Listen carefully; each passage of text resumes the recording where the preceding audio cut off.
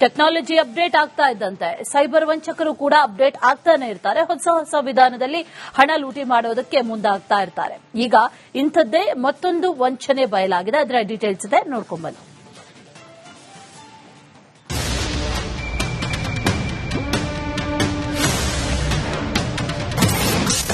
ಮದುವೆ ಆಮಂತ್ರಣ ಓಪನ್, ಹಣ ಗುಳುಂ.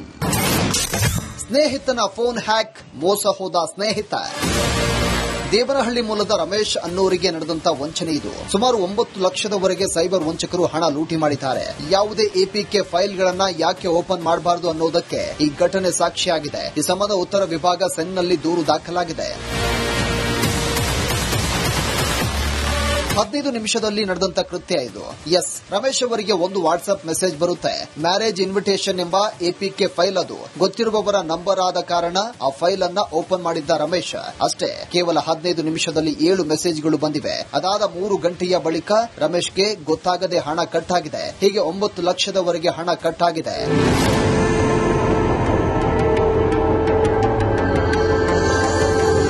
ಮೆಸೇಜ್ಗಳನ್ನು ನೋಡಿದಾಗ ಹಣ ಕಳೆದುಕೊಂಡಿರುವುದು ತಿಳಿದು ಬಂದಿದೆ. ತಕ್ಷಣ ಪೊಲೀಸರಿಗೆ ತಿಳಿಸುವಷ್ಟರಲ್ಲಿ ಗೋಲ್ಡನ್ ಟೈಮ್ ಮುಗಿದ ಕಾರಣ ಏನು ಪ್ರಯೋಜನವಾಗಿಲ್ಲ. ನಂತರ ಪೊಲೀಸರು ತನಿಖೆ ನಡೆಸಿದಾಗ ರಮೇಶ್ನ ಸ್ನೇಹಿತನ ಮೊಬೈಲ್ ಹ್ಯಾಕ್ ಆಗಿದೆ. ನಂತರ ಆತನ ಮೊಬೈಲ್ನಿಂದ 15 ಜನಕ್ಕೆ ಮೆಸೇಜ್ ಹೋಗಿದೆ. ಮೆಸೇಜ್ ಕ್ಲಿಕ್ ಮಾಡಿದವರ ಹಣ ಕಡಿತವಾಗಿದೆ. ದುರಂತ ಅಂದರೆ ಈ 9 ಲಕ್ಷ ಹಣ ರಮೇಶ್ ತನ್ನ ಮಗಳ ಮದುವೆಗೆ ಅಂತ ಕೂಡಿಟ್ಟಿದ್ದಾರಂತೆ.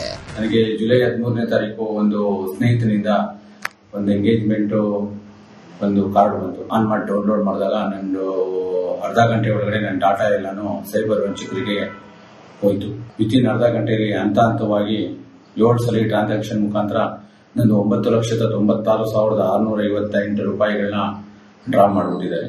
ನನ್ನ ಮಗಳ ಮದುವೆಗೆ ಕೂಡಿಸಿಟ್ಟಿರುವಂತಹ ದುಡ್ಡು ಮತ್ತು ಒಡವೆ ಮಾಡಿಸಲು ಸಹ ಬಿಡಿಸ್ಕೋಬೇಕು ಅಂತಾನೆ, ಒಡವೆ ಬಿಟ್ಟಿರೋದು ಬಿಡಿಸ್ಕೋಬೇಕು ಅಂತ ಅದನ್ನ ಸ್ವಲ್ಪ ಅರೇಂಜ್ ಮಾಡಿದೆ. ಅದು ಪಾಲಾಯಿತು. ನಾನು ಸೈಬರ್ ಪೊಲೀಸ್ ಅವ್ರಿಗೆ ಹೇಳೋದಿಷ್ಟೇ, ನನ್ನ ದುಡ್ಡು ದಯವಿಟ್ಟು ಮರುಕಳಿಸಬೇಕು ಅಂತ ಕೇಳ್ಕೊಂತೀನಿ. ಸದ್ಯ ಉತ್ತರ ವಿಭಾಗ ಸೆನ್ ಪೊಲೀಸರು ಈಗಾಗಲೇ ಎಫ್ಐಆರ್ ದಾಖಲಿಸಿ ತನಿಖೆ ನಡೆಸ್ತಾ ಇದ್ದಾರೆ. ಇಂತಹ ಎಪಿಕೆ ಫೈಲ್ಸ್ಗಳು ಬಂದಾಗ ನೀವು ಕೂಡ ಎಚ್ಚರಿಕೆಯಿಂದ